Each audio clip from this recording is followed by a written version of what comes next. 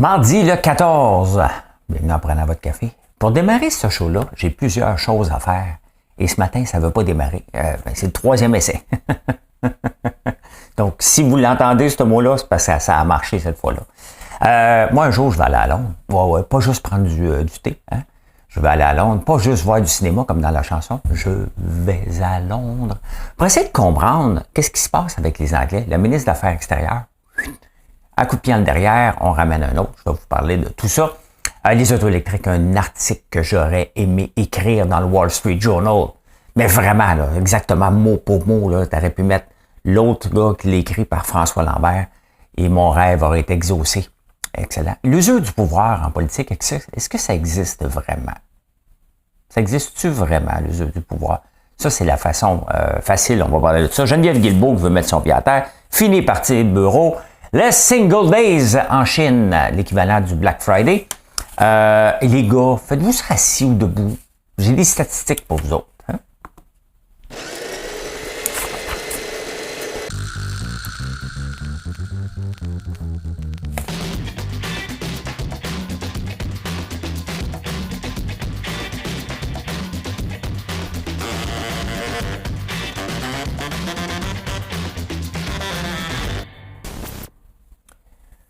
Non, mais vous avez compris que j'ai pas demandé aux femmes s'ils faisaient ça assises ou debout.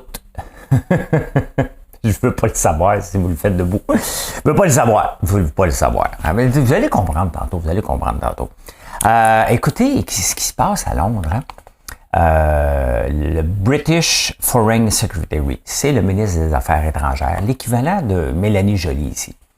Et il y a une femme là-bas, je ne vais pas marquer son nom, le Suella. Hein, comme la dragonne, pas la dragonne, Dracula, le Suella, est allé dire que la police de Londres, je pense par rapport à la Palestine, pas vraiment important, là, mais elle s'est mise dans le trouble solide. Hein. Elle est allée critiquer, un peu comme si Mélanie Joly venait critiquer la police de Montréal à peu près.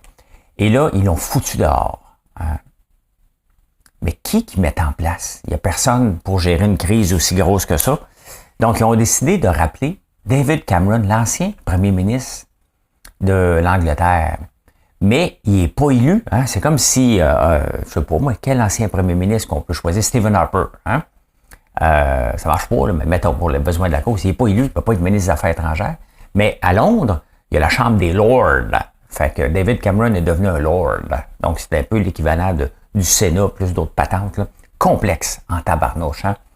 Mais c'est impressionnant parce qu'ils ont changé de premier ministre 3 fois, eux autres, rapidement. Hein? Ils ont eu Boris, ils ont eu l'autre qui est juste passé, Elisabeth May, et là, ils ont Rishi Sunak. Donc, ça a l'air d'un pays qui est vraiment conservateur.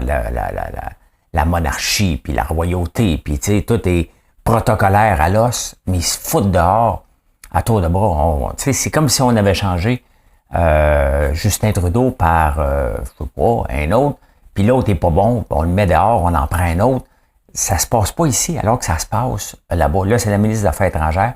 Qu'est-ce que ça dit dans le Conseil des ministres, hein? Que quelqu'un est obligé de venir prendre la place, qui est un ancien premier ministre, qui est même pas élu, qui s'en vient être ministre des Affaires étrangères. Il faut vraiment qu'il y ait une gang d'incompétents élus là-dedans. Hein? D'ailleurs, tu sais, je serais peut-être pas populaire, mais les gens, je pense que vous allez être d'accord un peu avec moi. Tu sais, à un moment donné, il va falloir demander certains prérequis à nos élus. Hein? On va laisser faire ce qui se passe à l'extérieur pour une minute, mais on va demander peut-être des prérequis, peut-être des compétences en gestion, peut-être un bac à nos élus, peut-être avec...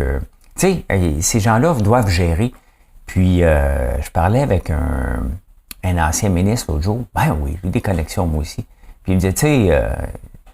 mes collègues n'avaient pas une gang, il y avait une gang qui n'était pas les plus allumés du groupe. Hein? Fait que ça veut pas dire que tu as un bac, que tu es allumé. Hein? C'est juste qu'à un moment donné, il faut que tu aies des compétences en gestion, un petit peu, ou des compétences en affaires étrangères et en diplomatie. Hein? Bon, c'est pas parce que tu es élu que tu l'as. Intéressant. Ah, hey, écoutez. L'article que j'aurais aimé écrire dans le Wall Street Journal. Je vous le résume. Hein? Les autos électriques, j'y crois pas tellement. C'est pas que je suis contre l'environnement. Hein? Je crois pas que tout l'argent qu'on met là-dedans va rapporter ce que c'est supposé rapporter. Pourquoi? Ben, on remplace à peu près 4, on dit l'expression 4,30 sous pour une pièce, là. Mettons, on remplace 4,30 sous plus 10 cents pour une pièce. On s'entend-tu que l'auto électrique, au point de vue environnemental, là, on est assez d'accord. Même si ça pollue quand même le lithium puis toute la patente, je pense que c'est mieux. Un peu, mais pas beaucoup. Hein? Dans le fond, c'est 30%. 30% de mieux l'auto électrique que l'auto à gaz. Et pour qu'une technologie ait un impact majeur, ben les chiffres et les études prouvent que ce soit au moins 10 fois. Donc là, on est à peine 3 fois, même pas 3 fois mieux, 30%. Donc, ouais, à peu près 3 fois mieux. Mais ça prend 10 fois le multiplicateur qu'on n'a pas du tout. Et au lieu de mettre de l'argent dans les usines de batteries, puis l'Inflation Reduction Act, puis dans le fond, ce qu'il faut devenir, c'est bleu dans les transports. Là, on continue à promouvoir le transport. Hein? On l'a vu la semaine passée dans le Journal de Montréal, grosse pub de Kona en première page. Donc, on continue à promouvoir l'auto. Il y a une étude dans la presse cette semaine, en plus, aujourd'hui, qui montre que il n'y a pas assez d'espace dans l'espace public pour les autobus. C'est vraiment un article mauvais, là, mais que les gens voyagent beaucoup seuls. Regardez, mon auto est stationnée depuis hier soir. Je suis revenu depuis hier midi. Elle ne sert pas. Donc, elle ne va pas servir pendant 24-48 heures. On s'entend-tu que elle ne pollue pas, mais elle n'est pas maximisée. Et ce que le journaliste dit, ce que le gouvernement aurait dû investir massivement, c'est dans l'auto autonome. Et l'auto autonome, il y a 5 niveaux d'autonomie. Hein. Tesla, en ce moment, c'est le niveau 1. Il faut atteindre à peu près le niveau 5 pour vraiment être capable de conduire dans des tempêtes de neige. Et la totale, la pluie, tout ce qui pourrait arriver. On avance, mais on avance avec, entre autres, la technologie de Tesla et même de Waymo de Google. C'est l'équivalent du CMOS, l'équivalent de ce que notre téléphone a pour prendre des photos. On s'entend que c'est presque une joke quand on devrait être équipé avec des lidars. Les lidars, ça coûte cher, beaucoup. Pas mal plus, donc il faut changer les technologies. Et c'est là que le journaliste dit le gouvernement aurait dû investir là-dedans, parce que c'est ça qu'il faut amener. Hein? Et c'est ce que je rêve, puis je vous en parle régulièrement. Je m'en fous que l'auto soit électrique ou à gaz, quelque part. Hein? Première étape, c'est d'avoir une auto autonome. À gaz pour électrique, je m'en fous, parce que c'est quand même que je vais à Québec, il faut que j'arrête. Hein? Pour revenir ou aller. De toute façon, là, dans mon cas, moi, je suis capable de faire un aller-retour sur le diesel, mais à batterie, il va falloir que j'arrête. Donc, est-ce que on aurait dû est-ce qu'on devrait continuer à mettre autant d'argent ou investir? Le gouvernement, s'il avait voulu être bleu, mais c'est pas payant pour lui être bleu. Il va avoir les syndicats et les lobbyistes contre lui. C'est de vraiment investir dans l'auto autonome, de nous rentrer dans la tête qu'avoir une auto, ça sert à rien et qu'on devrait la partager comme on partage un taxi, sauf qu'on est tout seul dedans. On a le droit, là. On a le droit de ne pas bouger parce que le monde capote. Hein, l'auto autonome, ben oui, mais tu sais, moi, c'est à 8h18 que je veux partir. On a le droit encore à l'autonomie de départ sans toujours que ça soit planifié parce que des groupes d'écologistes disent tu vas embarquer dans l'autobus puis on va juste faire des voies réservées. Parce que c'est un peu ça dans la presse ce matin. Hein? Mais je trouve ça super intéressant. Et ce que le journaliste amène aussi, puis qui est pas fou, assurer une auto électrique, ça coûte extrêmement cher. Hein? Et avec les technologies de conduite autonome, quand ça va être vraiment... On s'entend-tu qu'une technologie va être toujours mieux parce qu'elle ne sera jamais distraite. Hein? Un coup qu'elle va être programmée comme il faut pour avoir les bons outils, nous autres, on est tout le temps distraits. Et c'est peut-être les compagnies d'assurance qui vont mettre l'auto électrique à terre et c'est peut-être les compagnies d'assurance qui vont mettre l'auto autonome au monde parce qu'à un moment donné, ça va peut-être coûter moins cher. Tu veux conduire, tu vas payer 2000. Tu veux, tu as une auto autonome, ça va peut-être te coûter 500$ d'assurance. Mais voilà. Hein? Mais d'ailleurs, qui va payer l'assurance? Pas nous autres. Hein? Pas penser à ça. Hein? Moi, je viens d'y penser. Ben écoute, on s'en va au Québec.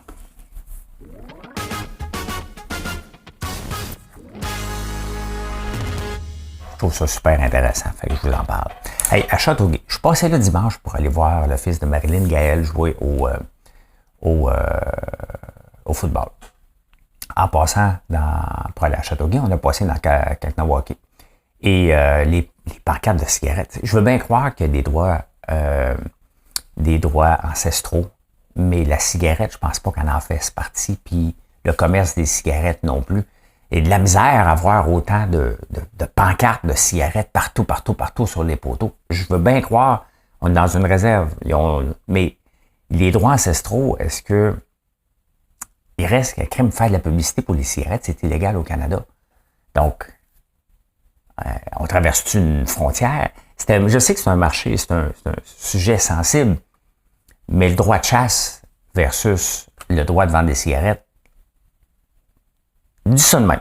Mais c'est pas de ça que je voulais vous parler, la chef de police qui est là-bas. Il y en a une chef il y a un an, elle est en chicane avec l'état-major, donc avec, j'imagine, les élus, là.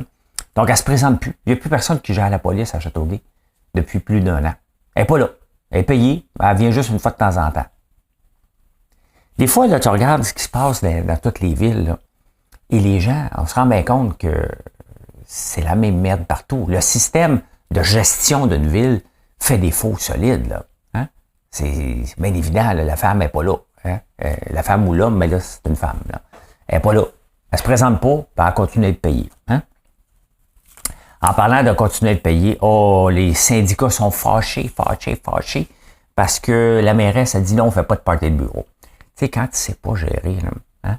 Donc, on va donner des gratuités partout, on va continuer à dépenser à peu près n'importe quoi, des augmentations de salaire, mais ce qui coûte à peu près 10 000, elle va le couper parce que c'est un symbole. C'est certain que, au point de vue symbolique, si on apprend que les employés font un party de bureau avec l'argent des contribuables, ça va mal passer. Ça va mal passer, surtout que pendant des années, Dominique Olivier s'est fait un party avec notre argent. Et ça, c'est correct, mais les employés... puis vous voyez comment que Dominique Olivier, c'est un boulet, ça va toujours revenir à elle. Hein. S'il coupe quelque part, mais elle avait dépensé pendant 8 ans, là, 5 ans, 6 ans, elle continue à dépenser. Nous autres, on n'a même pas le droit de faire un petit party de bureau où on va payer nos affaires. Parce que souvent, c'est avec l'argent de la machine à café que les employés vont se payer des petits parties. Là. C'est souvent comme ça, plus une cotisation. Là. Donc là, ça va être interdit à la Ville de Montréal. C'est un symbole qui n'a pas le choix avec ce qui se passe. Mais ça, c'est des coupeurs qui font chier. On va se le dire. Là. C'est pas là que tu dois faire. Hein? Tu dois mettre la hache dans certains programmes. On va l'apprendre cette semaine. Il va y avoir le budget de la Ville. Puis là, on va venir. Oui, je veux plus d'argent à cause de Québec. Québec! Là, je suis fâché. Ah, mais c'est même quand t'es fâché. J'ai remarqué ça parce que j'écoutais Marc Labrèche à son show, puis je voyais qu'il imitait Valérie Plante. Donc, je me suis étouffé, Caroline. Hein? Je me suis étouffé en imitant Valérie. Geneviève Guilbeault a décidé qu'elle était pour aller fouiller dans les dépenses des sociétés de transport. Et encore là, ça montre toute la non-gestion dans les sociétés de transport, puis dans l'appareil, puis tout le monde continue à se graisser la patte. On le sait que Valérie Plante a coupé 40 millions pour donner aux aînés. Le problème, c'est qu'elle continue à couper, bien entendu, des billets, mais elle a augmenté le staff non-admin. Quelqu'un qui n'est pas admin. Si quelqu'un là, vous dit, tu fais dans la vie, tu travailles à l'STM. Ouais, OK. Pas besoin de lui demander son salaire. Il fait au moins 110 000 $. C'est ça, un employé qui travaille à l'STM. 110 000 $. Ça, là, à un moment donné, c'est bien beau, là, mais ça reste l'argent des contribuables. Est-ce que tout le monde vaut 110 000? Tout le monde vaut 1 million par année. Je veux le dire, là, et plus. Hein? Mais il reste que c'est de l'argent à tabarnouche. Hein? Marilyn ne fait pas 110 000 $. Là. On n'a pas les moyens de se payer 110 000 $, de salaire. Là. C'est beaucoup. C'est beaucoup de responsabilités, 110 000 $. Il ne faut jamais l'oublier. Là. Hein? On pense peut-être que c'est normal, mais ça, c'est avec l'argent qu'on n'a pas. L'argent des contribuables, ils se sont auto-permis des augmentations, puis des augmentations, puis des augmentations, puis des augmentations. Ça n'a pas de bon sens. Ça n'a pas de bon sens. Il faut qu'on revoie tout le système, qu'on mette la hache là-dedans, qu'on mette les autobus gratuits, qu'on nous facture, mettons, 200 $ par citoyen, puis that's all, comme ça se fait de plus en plus dans d'autres villes. Il faut avoir du courage. Pour gérer, là, c'est pas seulement des compétences, c'est surtout et d'abord aussi du courage qui manque énormément dans nos élus. Hein? Donc, j'ai hâte de voir ce qu'elle va trouver et qu'est-ce qui va se passer. Parce que je doute. Quand j'ai dit 110 000, je me suis trompé. C'est 120 000.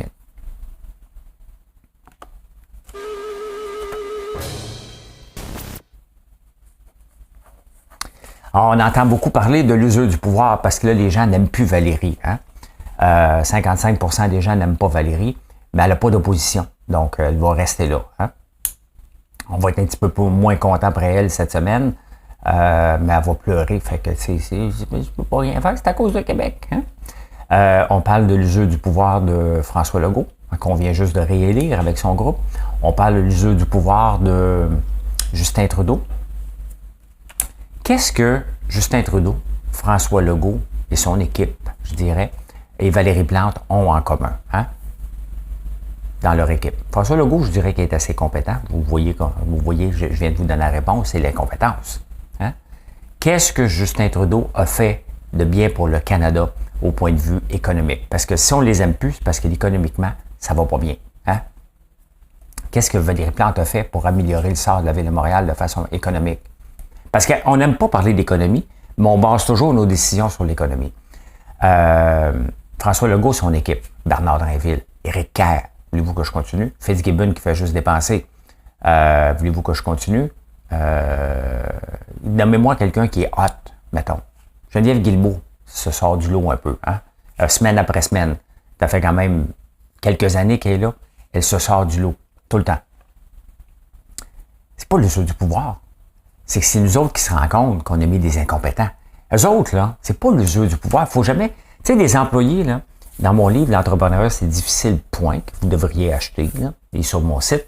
J'en parle de ça. Pas de l'usure du pouvoir, du 90 jours, du 18 mois des employés qui vous disent tout le temps, on verra, on va te faire ça, on va faire ça. Tu sais, les politiciens qui arrivent, ils font ça. Hein? Là, on va mettre ça en place. Tu vois, on va faire ça, tu vois, on va prendre le contrôle, c'était tout croche avant. Puis là, ils se rendent compte qu'ils sont trop incompétents pour être capables de faire le changement. Donc là, à un moment donné, tu dis, ça arrive-tu? Ouais, on travaille là-dessus, là. C'est parce que là, c'est pas de ma faute. Puis à un moment donné, on finit par se tanner des mauvaises promesses et on appelle ça l'usure du pouvoir. Non, c'est pas l'usure du pouvoir. Ça n'existe pas, l'usure du pouvoir. C'est nous autres qui se rendent compte que sont des incompétents. Tout simplement. Parce qu'on met des incompétents. On met des élus. On vote pour des élus qui n'ont pas les compétences nécessaires. Qu'est-ce que Bernard Drinville a comme compétences pour aller gérer un gros mammouth comme le ministère de l'Éducation? Parce qu'il était journaliste. Il était peut-être un bon journaliste. Il était un animateur correct, à mes yeux, mais définitivement pas un bon gestionnaire. C'est différent. C'est pas tout le monde qui est bon gestionnaire.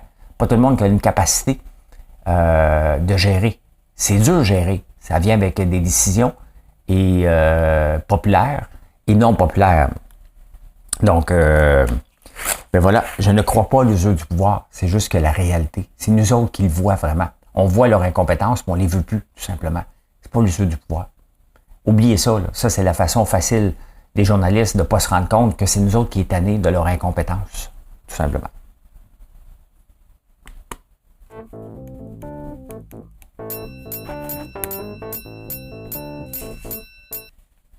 Et qu'on a entendu parler dans les dernières années de l'Inflation Reduction Act de Biden. Hein? C'est pour ça qu'on a donné des 13 milliards à Volkswagen en Ontario, qu'on vient de donner je ne sais plus combien de milliards à Northvolt, qu'on est prêt à dérouler le tapis rouge pour n'importe qui s'appelle batterie. Hein? Dès que tu mets le mot batterie là-dedans, là, on va te donner de l'argent. C'est tout à cause de Biden qui veut rapatrier des jobs ici, hein? Couper les valves en Chine. Mais là, il y en a un autre qui s'en vient. Hein? Il y en a un autre qui ont nommé, qu'on n'a pas entendu parler, que vous allez entendre parler, c'était dans les journaux cette semaine. Chips! Hein? Les puces, les micro-puces, ça prend des puces pour aller dans les autos électriques. Un peu partout, on a eu une pénurie de chips. Mais là, on veut attirer maintenant jusqu'à 10 milliards d'investissements à 5 ans. Ça risque de se passer dans le coin de Bromont. Le plus, combien de subventions qu'on va donner maintenant? Là, le mot va se passer que maintenant, on donne des subventions pour les micro-puces. C'est ça là, qui devient... Tu sais, on met des lois des États-Unis. Dans le fond, on est juste une province. On est juste un État des États-Unis quand on se comporte comme ça. Tu sais, on est un pays, on n'arrête pas de dire qu'on va être souverain sur notre langue, souverain sur ci.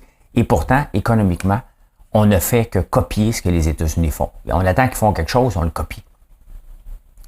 Il faudrait peut-être avoir notre souveraineté économique, avoir nos propres idées, hein? Avoir nos propres affaires. Moi, j'ai pas de problème qu'on attire. On veut attirer des entreprises ici. Mais il faut falloir les attirer avec des bonnes affaires. Pas avec des subventions, parce qu'ils vont repartir tout de suite après. Vous allez le voir, là, dans 10-15 ans, là, tout ce qu'on est en train de faire là, à donner des subventions, il va peut-être avoir des gagnants qui seront peut-être pas ceux qu'on pense, et il va avoir beaucoup, beaucoup de perdants qui sont peut-être ceux qu'on pense aussi. Hein? Donc là, c'est le chips, 10 milliards d'ici 10 ans qu'on va attirer. Hein? Hey, les marchés boursiers ont augmenté de 7%. 7% depuis 2 semaines. Mais qu'est-ce qui se passe? Hein? S&P, c'est beaucoup 7%. Là. S'entend-tu que ça ne peut pas maintenir comme ça? Je suis ici. Donc, S&P 500, si on regarde 5 jours, on regarde un mois. Ben, regardez, un mois, le 27 octobre, c'est à peu près ça. Hein, on est ici. On s'en vient là.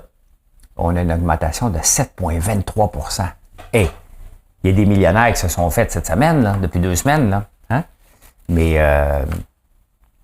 c'est juste le fear of missing out. Je vous montre une autre chose, qui est le VIX Index.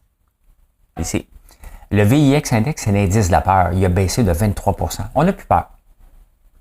Et c'est une augmentation de 7%, c'est comme, OK, le marché va repartir. Hein? Donc là, le monde, ça garoche. Ils n'ont plus peur pantoute. Et quand ils n'ont plus peur, ben écoute, ça prend des... Regardez, depuis le 27 octobre, c'est encore plus grand, une diminution. Attendez un peu. De 30% de l'indice de la peur. L'indice de la peur, c'est mesuré sur les intentions d'achat beaucoup. Hein? Donc, il a diminué beaucoup. Le S&P a augmenté de 7%. C'est le temps d'aller voir vos placements. Je disais ça à ma soeur l'autre jour. Je suis allé voir. Ça fait du bien. Hein? Ben oui, c'est bon pour le moral. On ne va pas se décourager parce que si vous allez voir pendant que ça descend, vous allez avoir tendance à vendre au mauvais moment. C'est le temps d'acheter, c'est le temps de vendre. Pas moi qui vais vous le dire. Il y a tout le temps dans des marchés baissiers des prix qui sont trop élevés de certaines entreprises, puis il y en a d'autres qui sont pas assez. C'est comme ça. Hein? C'est comme ça. Et le Single Days 11-11, c'était samedi. C'était le jour du souvenir ici. En Chine, on appelle ça le Single Days, qui est un peu une joke au début sur les gens célibataires en Chine. Et c'était un peu pour l'envers de la Saint-Valentin. Hein? Saint-Valentin, la journée des amoureux, mais bon, les journées, les gens célibataires ont le droit à leur journée. C'est le 11 du 11. Bien entendu, ça ne pouvait pas rester juste une fête des gens célibataires. Il a fallu à un moment donné qu'une entreprise saute là-dessus. Un peu comme Amazon a sauté sur le Black Friday pour en faire son Prime Day, puis pas son Prime Day, mais des deals incroyables.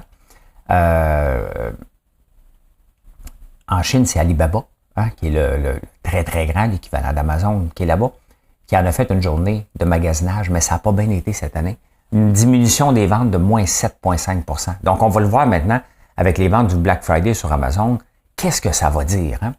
Qu'est-ce que ça va dire sur la santé du marché du retail? On va le savoir au Black Friday, mais en Chine, on voit la réduction du pouvoir d'achat et la crise économique qui vit là-bas. C'est sûr, ils se font bloquer aux États-Unis, ils se font bloquer en Inde, ils se font bloquer en Europe, ils veulent monter des lois. Pourquoi? Ben regardez, les panneaux solaires. Ça pense que c'est le temps de vous acheter des panneaux solaires. En 2022, avec la crise en Ukraine, manquait de pétrole, on avait peur de manquer de pétrole en Europe. Hein? Fait que là, on a rouvert des usines des anciens nucléaires qui font de l'électricité. On a mis le paquet, le gaz naturel. L'Allemagne est venue ici pour acheter du gaz naturel. On lui a dit non, nous autres, on ne veut pas être riches. Allez l'acheter ailleurs, juste à côté de chez nous, aux États-Unis en bas. Mais nous autres, on est pour la planète. On ne va pas polluer, mais l'autre à côté, le voisin. C'est comme si nous autres, on recycle nos sacs de plastique, mais on n'a pas de sacs de plastique quand on va à l'épicerie, puis on revient nos mains bien pleines. Puis ton voisin à côté, lui, il fait des feux de plastique. T'sais. C'est à peu près ça ce qui se passe dans la crise climatique en ce moment. Là. Donc, la Chine a dit, OK, parfait, on va faire des panneaux solaires. Ils se sont mis à faire des panneaux solaires en enragé pour contrer l'électricité, hein, pour voir une opportunité. En même temps, ben, leur dirigeant chinois, il est en train de les amener directement en récession, en chicanant avec tout le monde. Là. Puis, c'est pas l'approche à prendre, parce que regardez, Justin Trudeau fait un peu la même chose avec l'Inde et la Chine. La Chine est prête à chicaner avec tout le monde. Là, cette semaine, ils vont se rencontrer avec Biden aux États-Unis. Puis c'est dur rentrer les panneaux solaires parce qu'à cause de la chicane, ils vendaient beaucoup de panneaux solaires, les Chinois, en Chine. Maintenant, c'est plus compliqué.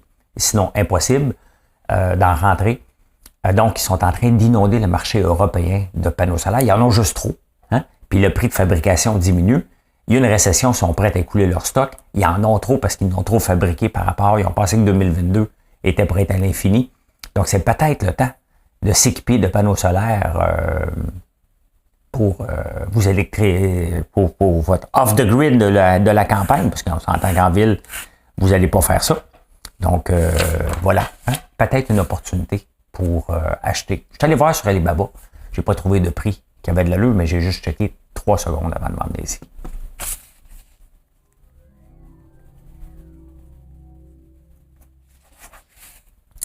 Peter Nygaard, hein, un magnat de la mode, canadien, finlandais canadien, s'en va en prison. Il a 83 ans, il est accusé d'agression sexuelle.